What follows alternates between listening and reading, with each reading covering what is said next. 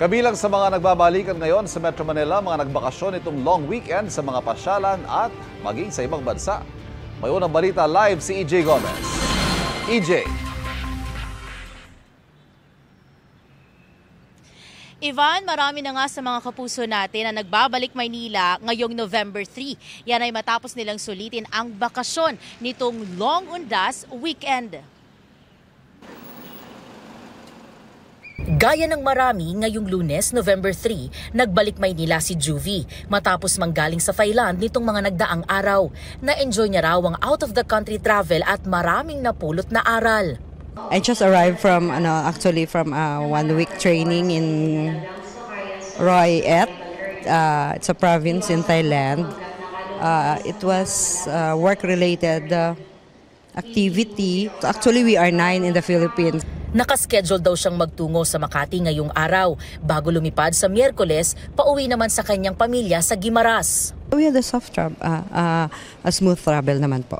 I'm expecting naman po talaga na magta-traffic, so that's why mamaya lang po alis na po ako. Bakas naman sa mukha ni Raquel ang beach travel na kanya raw na-enjoy sa Boracay nitong long weekend. October 29 daw siya bumiyahe mula Maynila patungong Katiklan.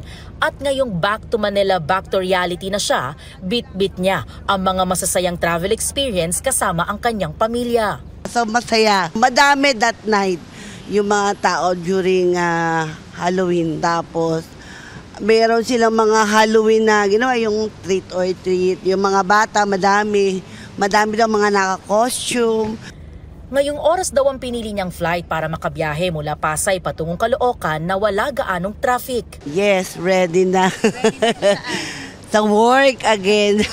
Kasi na-relax na, na-enjoy na, di ba? Kayod na ulit, no? Yes, para mag-travel ulit. Travel is life! Kaninang pasado alas 4 ng madaling araw, hindi pa gaanong matao at hindi pa sunod-sunod ang paglabas ng mga pasahero sa arrival area.